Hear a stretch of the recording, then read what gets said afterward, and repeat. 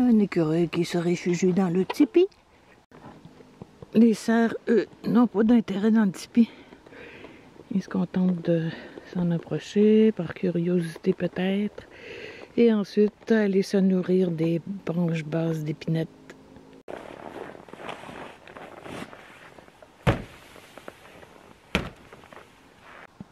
La plaque de tôle est toujours en place. Et puis il n'y a aucune trace de neige dans le tipi.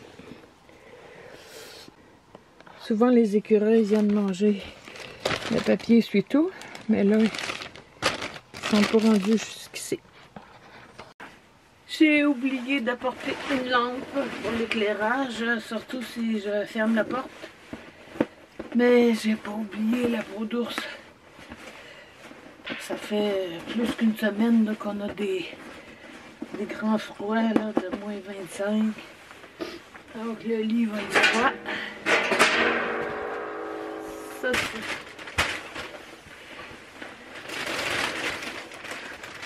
Ça c'est bon pour mes fesses.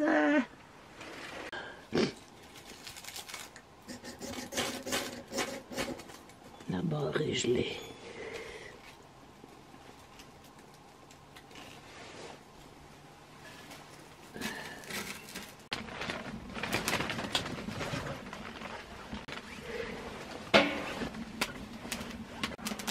Bon, au menu aujourd'hui, oui, c'est le cas de le dire au menu, je veux essayer les rouleaux du printemps de Éclair.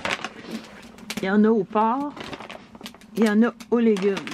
Pour obtenir un meilleur goût, utiliser de l'eau chaude. Ça veut dire qu'on pourrait même le faire à l'eau froide, un coup mal pris. Moi, je vais le faire à l'eau chaude et je goûte ceux aux légumes. J'ai l'intention aussi de me faire un chocolat chaud. Mais là, on ne le voit pas en ayant une couche de glace dans le fond de ma tasse.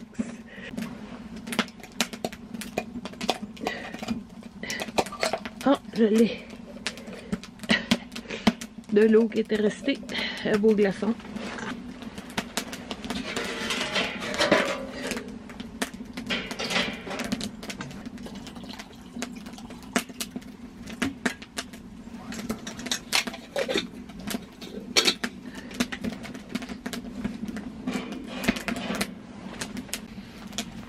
C'est quand même étonnant de retrouver un mets en pâte déshydraté. Il y en a beaucoup, c'est des petites bouchées. On voit les légumes. À peine 60 ml. Un quart de tasse. Bon. Je vais essayer à l'œil, là. C'est pas beaucoup, un quart de tasse. Agiter délicatement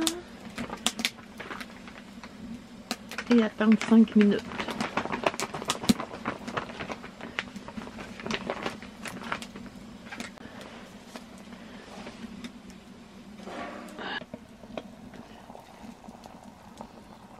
Peux-tu se mettre un éclairage de nuit quand on filme? Oh, j'ai besoin de mon ami Jocelyn pour m'expliquer les fonctions de ma caméra.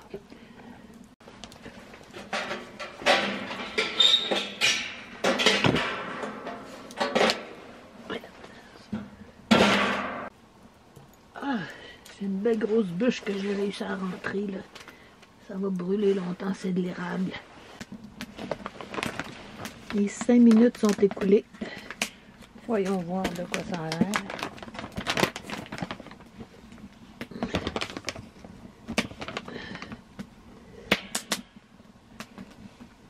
Du chou, des carottes, faudrait que je regarde la liste.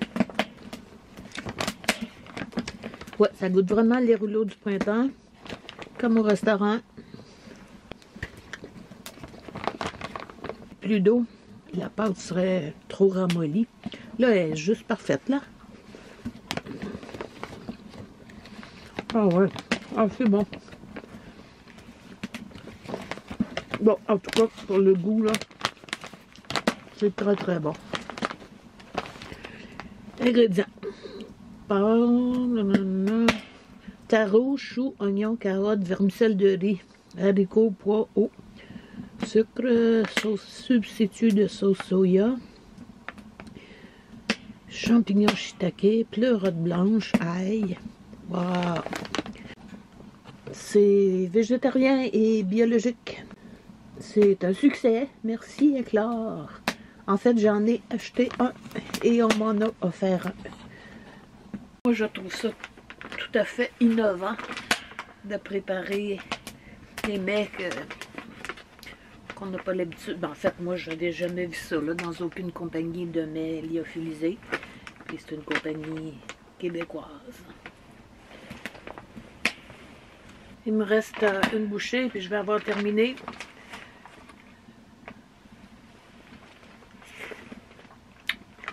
C'est très très bon au goût, j'imagine, là, au fond des bois, là, manger des rouleaux du printemps.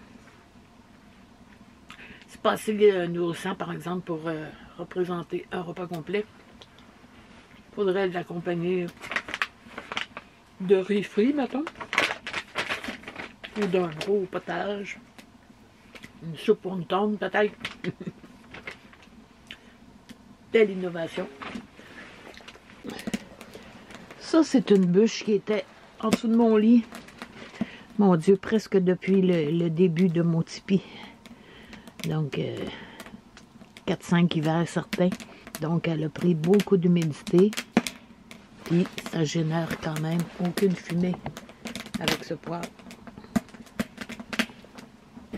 Quand je vous ai demandé des suggestions comme sujet de vidéo, il y a quelqu'un qui voulait que je parle des vêtements qu'on porte pour faire du camping d'hiver. En fait, j'en ai déjà parlé dans une de mes vidéos avec ma tante de boulanger sur la neige. Puis comme je ne fais plus l'exercice, ben, je vais laisser à d'autres le soin de le faire, mais j'ai quand même une anecdote à vous raconter qui est de circonstance. Ça, c'est Michel là, qui veut que je raconte des anecdotes au coin du feu. Ben là, on est au coin du feu. Donc, c'était l'hiver. Je campais sur la neige avec ma tante de boulanger. J'avais fait un long feu. J'avais quand même assez de bois pour me tenir au chaud toute la nuit. Parce que moi, je me lève la nuit, donc c'est pas comme une tente chaude là, où tu l'allumes, t'allumes ton poêle puis t'attends au matin pour en rajouter. Non, non, moi, je me réveille fréquemment. Donc, je peux me permettre d'ajouter du bois. Sauf que cette fois-là, j'étais dans une cuvette de neige et j'avais orienté mon abri pour avoir le vent arrière gauche, qui est la direction recommandée. Mais pendant la nuit, le vent a changé de direction et toute la fumée du bois humide revenait sous l'auvent de ma tante de boulanger, évidemment sur moi. Comme c'était du bois qui avait séjourné un peu sous la neige, là, quand je l'avais coupé, il y avait beaucoup d'humidité. Il ne brûlait pas très bien. Et j'avais toute la fumée sur moi. Puis je sais ce que ça peut faire, s'asphyxier avec du monoxyde de carbone. Donc je pouvais pas prendre le risque de me rendormir. J'ai éteint mon feu. Je me suis rendormie. J'avais pas trop froid. 2 heures après, je sentais l'hypothermie, là. Je tremblais de tous mes membres sans pouvoir m'arrêter. Je me disais, bon, il faut faire quelque chose.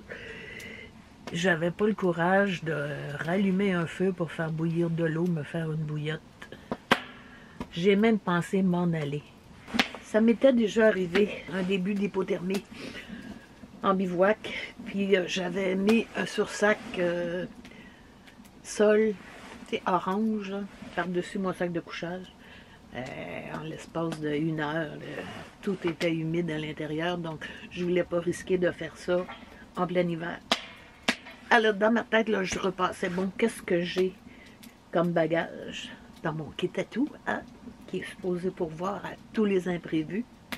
Mais oui, j'avais quelque chose. Donc j'avais des hot pads, tu sais, des chauffe-mains, des chauffe-pieds. Tout le monde sait ce que c'est, des chauffe-mains.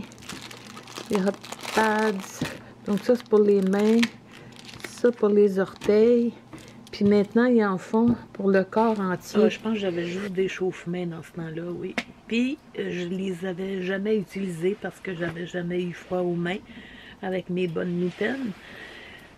Donc, je me suis dit, ça va faire la job, ça va me réchauffer. Je mets ça dans mon sac de couchage. Probablement que j'avais pris des chauffe-orteils parce que les chauffe-mains, ils n'ont pas d'adhésif.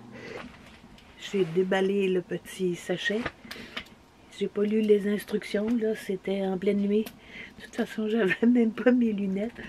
Donc, je me suis dit, OK, il y a un côté collant, adhésif. Moi, c'est dans le bas des reins que j'ai froid. Le froid vient de là, puis il se répand. Alors, je me suis collé le hot pad sur la peau, rabattu mes chandails par-dessus, blotti dans mon sac de couchage. J'ai très bien dormi. Ça m'a réchauffé toute la nuit. Même au matin, c'était encore chaud. Ah, le bonheur!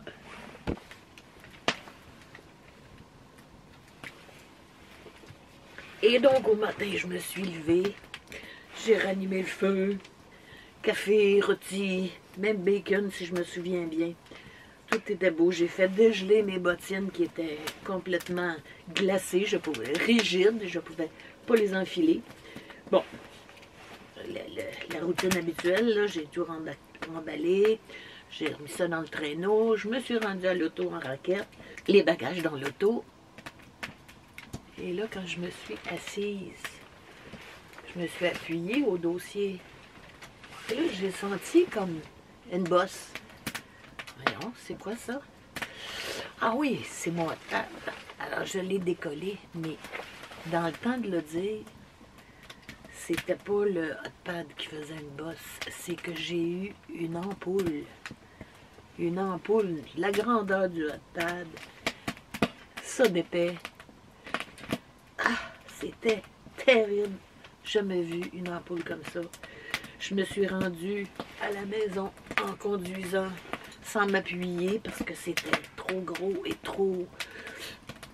Je peux pas dire douloureux, mais inquiétant, mettons. Mais à un moment donné, bon, j'ai dû m'appuyer, puis la peau a percé. Ça fait un liquide, là. Il y avait plus d'eau là-dedans que dans mes rouleaux du printemps. Par bonheur, j'avais aussi dans mon kit des pansements exprès pour les brûlures. Des pansements cicatrisants pour les brûlures. Bon, il y en a plusieurs marques. On va pas faire de publicité, là. Mais ça consiste en un pansement adhésif. Et puis, il y a à l'intérieur une crème cicatrisante pour aider à guérir les blessures ou les dermabrasions ou les éraflures sévères, là. Plusieurs marques et plusieurs formats. Il y en a des très grands comme ça. C'est un pansement à avoir dans son sac à dos, puis même à la maison. Sauf que au milieu du dos, en bas de la colonne, pas facile à appliquer au bon endroit, ça. J'ai fait pour le mieux. Ça m'a pris 2 pansements avant que, tu sais, on les laisse plusieurs jours en place. Ça m'en a pris 2 avant que la blessure puisse rester à l'air. Pas très longtemps après, j'allais voir mon médecin, examen annuel. Puis là, je lui ai demandé, voulez-vous regarder si ça guérit bien? Parce que, tu sais, moi, je pouvais pas voir, même avec 2 miroirs, là, impossible de voir. Donc, elle m'a dit, oui, c'est beau, il n'y a pas d'infection, c'est pas rouge, mais comment vous avez pu vous brûler à cet endroit-là? Eh oui, c'est ça la question. Une fois aussi, peut-être 6 mois après, je sais pas, je me suis penchée, puis mon fils était derrière moi, il m'a dit, « Hey, maman, qu'est-ce que tu as dans le dos? » Là, je lui ai raconté. Donc, si je vous l'ai raconté à vous aussi, là, c'est pour vous dire, les hot pads et tous les sachets comme ça, là, qui servent à réchauffer, il ne faut pas les appliquer sur la peau. Il ne faut pas les dormir dessus. J'aurais mieux fait de le coller sur un chandail puis de dormir avec un vêtement entre la peau et la chaleur. Je pense que ça m'aurait réchauffé tout autant. Donc à ce jour, j'ai encore une cicatrice au bas du dos. mais il n'y a plus personne qui la voit. Une algène remplie d'eau chaude qu'on glisse dans le sac de couchage. Ça fait le job beaucoup moins dangereux. Et voilà pour le premier épisode de Teacher se raconte au coin du feu.